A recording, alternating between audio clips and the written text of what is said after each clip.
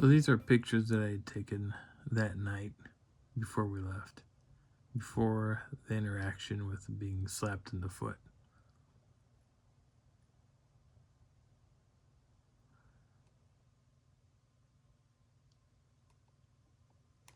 There was something in one of these photographs that I took. This is my car right here in question. And I was playing around with the light effects now. This is how my camera can perceive light.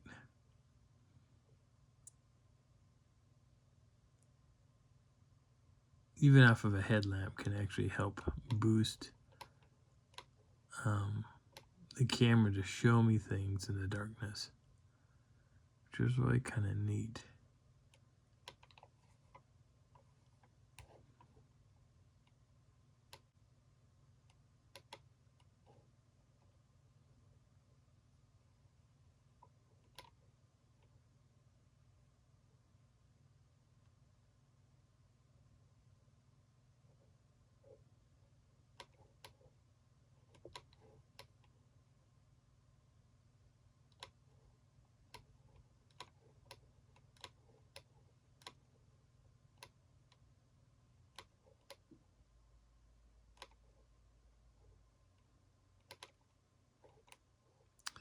I'm actually looking for something because I had photographed, I thought, some individuals or an individual in the trees. This looks like something there, but I don't see enough of it to make me think there really is something there. But there was something. I remember looking at these pictures going, oh, I'll remember where that's at. And I don't know if I do remember where that was all at. Yeah, I know, zooming in makes things blurry. It doesn't help. And you are correct. But sometimes you find something that just kind of stands out. And I don't know where.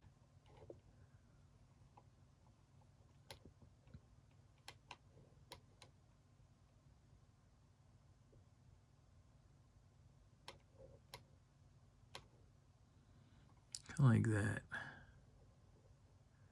But I think that's a star coming through, because I think this is all background stuff, but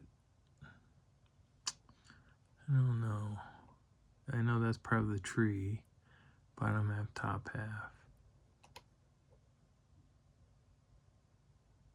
Maybe not, maybe the ground is up here. That's all the stars and clouds.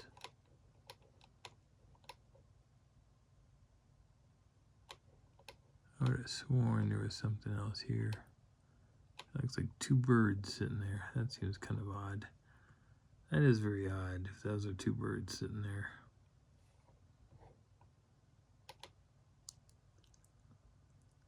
Still there. I was under the impression I had photographed something.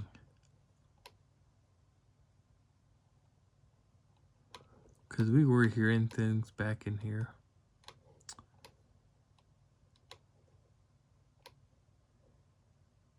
But I don't see it here now.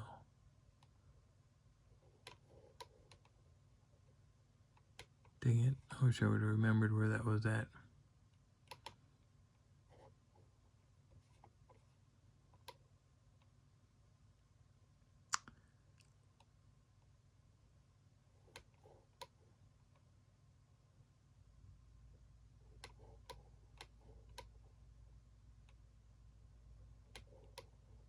Well, if you spot it, let me know, because I cannot remember where that was at.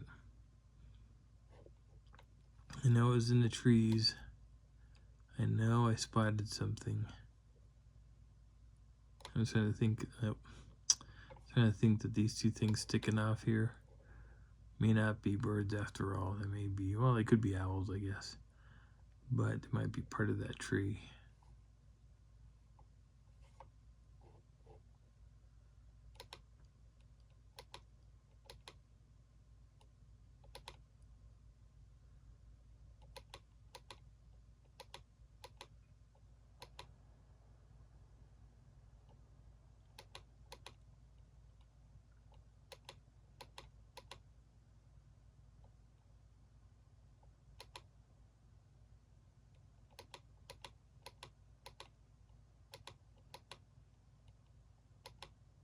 Let's see my tent glowing. Here's my glowing tent. That's funny.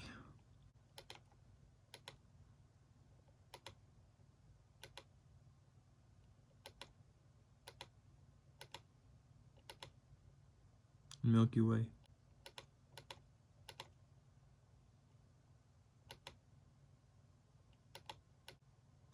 Milky Way again.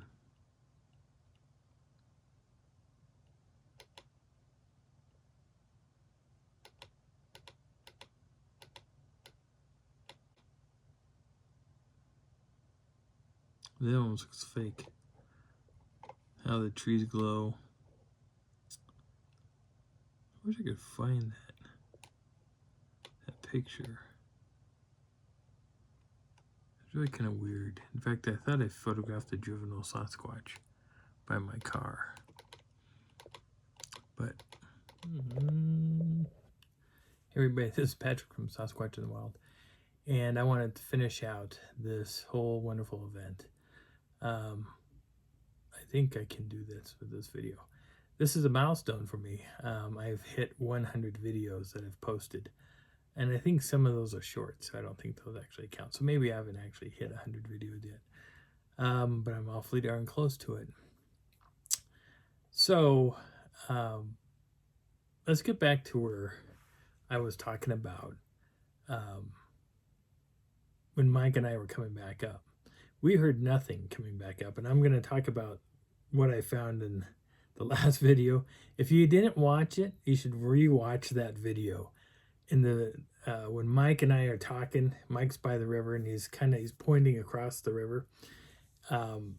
Pay attention to that black mass that's sitting literally. If you're looking at my camera pans, I've got the camera up here. As the camera's down, I'm looking down at something, and I'm probably looking across, but there's this weird series of black right here, and it makes no sense whatsoever. It shouldn't be there. We should have seen foliage and everything else, but these guys were sitting really still, and I do believe it's one of two things. And I know we don't have this second thing inside Colorado. The one thing is it possibly get a couple of Sasquatches or maybe 3 Sasquatches there? Yes. But is it possible that we have a Black Panther, a series of Black Panthers in Colorado? No, because we don't have Black Panthers in Colorado. But we do have Sasquatches. And a lot of them are dark, a lot of them are black. Some of them are two-tone black, like black and lighter shade of grayish black in the face, darker black hair. Yeah, there's something really hairy and black sitting right across the river. But in the fleeting moment, there's 3 seconds of this, just 3 seconds. And if you watch the video, Mike's talking, I'm talking, and if you watch the ground, you'll see like you'll see the black mass. Pay attention to the rocks and the grass, because there's this like little arm that comes slowly extending out from the rock. And I got 3 seconds of this happening. When I saw it, I was like, what the hell? I didn't even see that. And I never saw it until about 5 days ago. And I was like, oh my God. And that little brief moment of video caught something, which then made me retrace that video. And I'm going to show you that video here at the end of this. But at the very end of it, I was watching the mass, the bigger head over here. If you see where the arm is, you'll see which looks like a big round part, and it looks like there's almost like an odd-looking off-color face. And I started really pointing this thing out, started really looking at it, and there's 2 faces there. And I think it's an adult holding a younger one, and the younger one is looking square on at Mike and I. And neither of us picked up on this thing. There was so much water noise going on and birds and everything else. The area wasn't silent. Usually when Sasquatch is around, they make their presence known, and the birds just quiet, and the squirrels get all quiet. Everything's live, everything's active. But if you watch the mass real carefully, it looks like there's a pair of glowing eyes looking at us, kind of looking at us sideways, like. Well, it starts to do this real slow, real subtle. because the glowing eye effect disappears. It's gone. It's like it fades out, like they're closing their eyes, like they don't want to be hurt. If Mike and I would have crossed that river, I think we would have been in trouble, because we would have been stepping truly into their backyard with them sitting right to our left. Unless they didn't care about us. And that's a strong possibility. Now, that day, when we walked all the way back and we got back to camp, we were talking about all kinds of things under the sun. Mike was gathering some rocks and some sticks. I was gathering up some sticks also for a little fire that we were going to have. And I don't even think we had a fire. I think we just cooked things out on the vehicle. I don't remember why we brought sticks. I don't remember that. But when we got everything situated, I sat outside and I photographed the sky. And, you know, Mike and I, we would sit outside and watch the sky. And we would talk about Bigfoot and wherever else. And at some point, we go inside the tent. Now, Mike's sleeping on his side. I'm sleeping on my side. We're sitting there and we're talking. And we can hear stuff moving around. We hear them coming up from the ravine. Because on Mike's side, it's all the ravine. On my side is my car. And we hear them coming up and moving and, you know, moving about around the car. Sounds like they're coming close to the tent. And we keep hearing it. It's like nonstop. We just keep hearing it. Well, we both fall asleep. We fall asleep deep. We're deep into our sleep. Mike's asleep, snoring away. I'm asleep, snoring away. At some point, the sun comes up. And I think it just started baking the tent right about 7 o'clock in the morning. The tent was getting pretty warm. And I was coming out of REM sleep. And I'm laying there. I can still hear Mike. He's still snoring away over here. And I hear the sound of something walking up to the tent.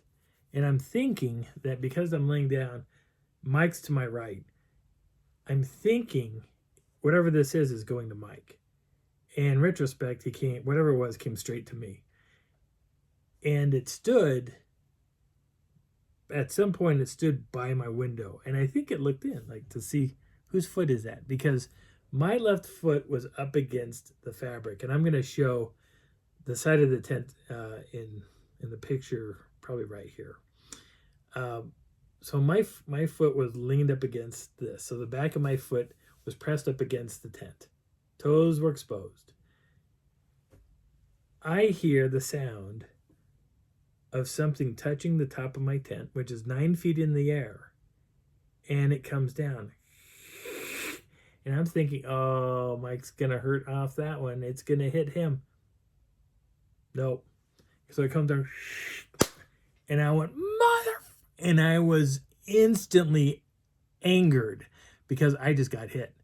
And I pulled my foot back, looked at it, and I was like, what the hell? And here's this big old red, looked like a handprint across my foot. And I was like, oh my God. And spun my foot around, looked at it, and Mike said, Patrick, what's wrong? And I said, dude, I got hit. And he goes, what do you mean you got hit? And I said, I got hit. And so look at my foot. And I showed him my foot, and there was this big old red mark. And he was like, oh my God. And so right away, I jumped up, put on my shorts, grabbed my shoes, threw them on, and I grabbed my camera, my hat, and I went out of that tent. And Mike's like, where are you going? And I said, I'm leaving. And so I quickly unzipped the tent. I go out, and he goes, Patrick, don't go out, don't go out, don't go out. And I was like, no, you didn't get hit. I got hit. I'm going to deal with this crap. And I went out. I shot out of my tent. I wasn't going to put up with this crap. I'm not afraid of Bigfoot. I'm not afraid of these guys. I went outside. I look at them just like a person. I don't have the same, oh my God, they're a monster. They're crazy. They're evil looking. No, I don't have that. I don't look at them like that. I look at them just like us. They are just like us, except they are stronger than us or faster than us. And in some cases, they're bigger than us. And I shot out of my tent. I sealed Mike in. I zipped up and zipped 3 doors, and I sealed each door back in. He got stuck in that tent. I came out, I looked around, and I was like, where the hell are you? And I looked around, and Mike was like, don't go out after him. Don't go out after him. And I said, no, dude, you stay in the tent. That's where you're safe. You just go in that tent. I'm not afraid of this. I looked around, and right away I noticed there were 2 crows flying around us. And I'm looking up, and Mike's like, what is that? And I said, there are 2 crows above us, dude. And those crows, they hung around us for quite a while. And there's a video that is going to go right in after this. But they flew around, and then they dropped down. I saw them go down. They flew down back behind the ravine. And that's where, when I got hit, I heard something run back towards the ravine. And I was like, I'll be back. And I went, duk, duk, duk, duk. And he goes, where are you going? And I said, I'll be back. Don't worry. I climbed over the ravine and went down the hill. And I had to sidestep it because this thing was loose gravel all the way down. And I went down at least 100 yards down into the trees. And I thought, okay. So I have my camera and I'm going through the settings as fast as I can go. And I'm like, where? And so I'm going down through, I'm looking for my digital zoom, and there's one other setting that gives me 3,200 millimeters.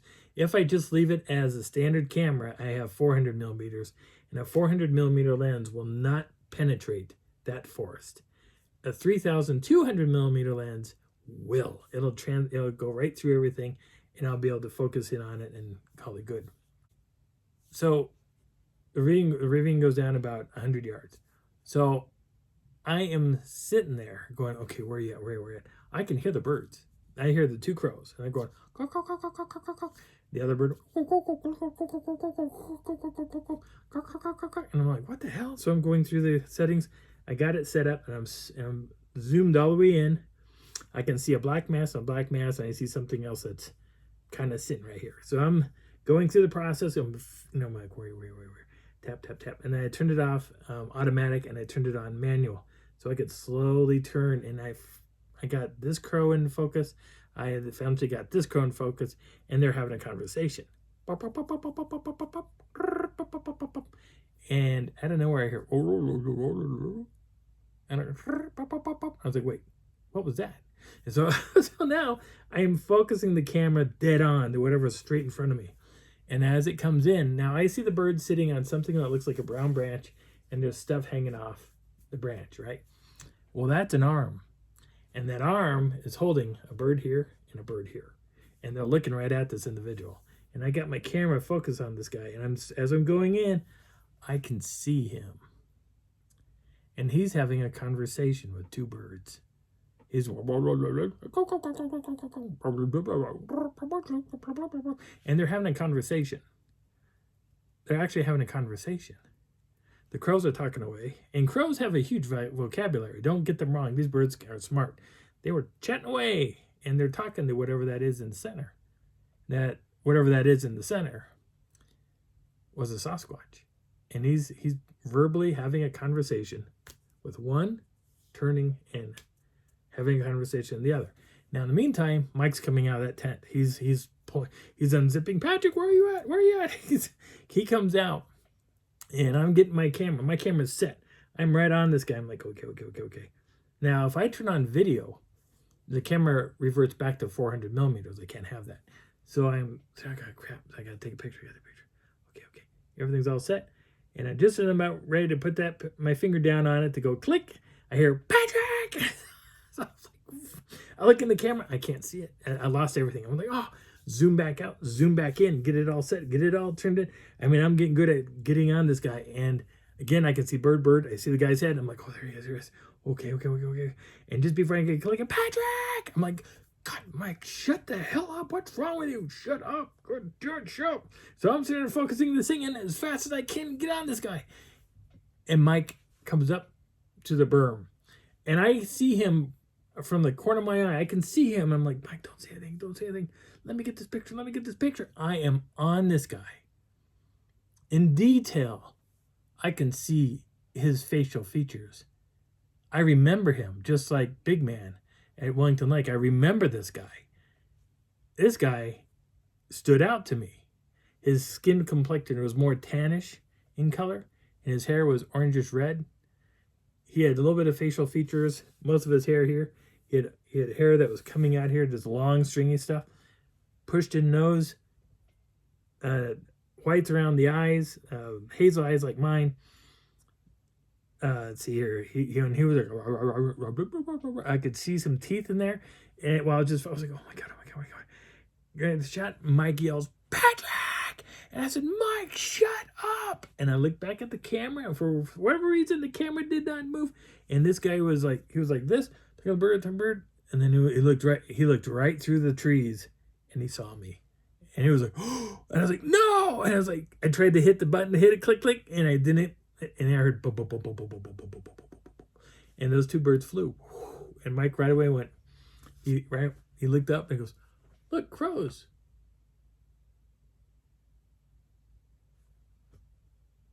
What the hell? And I said, Mike, what are you doing? Why'd you yell? And he goes, I didn't know where you were. I said, Mike, I had... And he goes, what'd you have? I said, I had a Sasquatch talking to two crows. Are you sure? Yes, I was positive. I watched this guy. I watched him have a conversation with two crows. How is it that you didn't see me standing 15, 20 feet below you? It's not like I was hidden in trees. Oh, no. The guy, I think he was maybe about 30, 40 feet from me in the trees. I could still hear him going down the hill.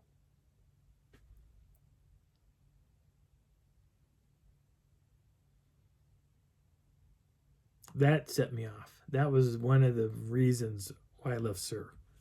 One. Later that day, we took a ride. We ended up packing up our stuff. As we were tearing down the tent, Mike said, are you sure you heard a Sasquatch? Are you sure you saw one? I hate being the second guest. It drives me crazy because he didn't see it. He has no recollection of seeing it. All he saw were the birds. And in fact, you're going to see a video right after this, which will show me sitting on my vehicle, and you'll see the birds flying around. You can hear them flying or squawking at us. And ended up waiting for Mike to get out of the tent. But when he finally got out, we tore down the tent. As we're rolling it up, actually as I'm rolling it up, Mike's like, I'd love to help you, but it's your tent. It's like, okay, Mike, that's fine. Even though I helped him with his tent, which was a ginormous tent, that's okay, don't worry about it, Mike. As I'm rolling it up, we find a footprint tucked in underneath the tent where there was pressure done, and you could see toes. Boom, boom, boom, boom, boom. And I'll put that video, or that picture right here. It's not like it's greatly, like you can really see it, but there, when we were looking at it, we were like, oh yeah, look at that. There's a footprint. And he was like, look at that footprint, Patrick. It's right there, right in front of me. I was like, oh my God. And I said, there you go. And he goes, well, the mark on my foot, the footprint, the birds, a Sasquatch, all in the morning? That's pretty awesome. So now I'm going to get back to the videos. So I'm going to play this video, and I'll be back in a little bit. My name is Patrick. I'll talk to you soon. Bye. This is one of the footprints I found as we were walking around. Another one. You can see the toes on this one.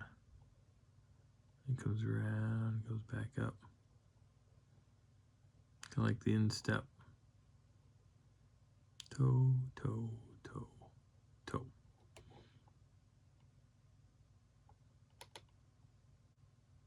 I had ground scrapings here, like something was moving rocks around. This is the footprint that we found underneath the tent when we started pulling things down. You can see clearly where the hill was.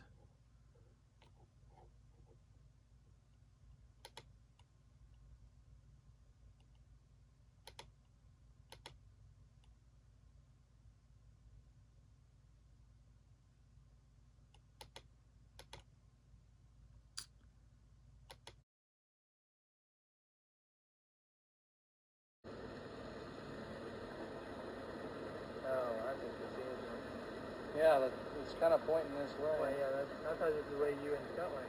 No, we went up as far as you can go that way.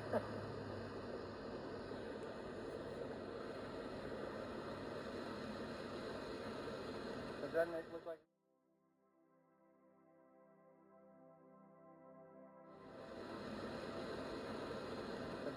like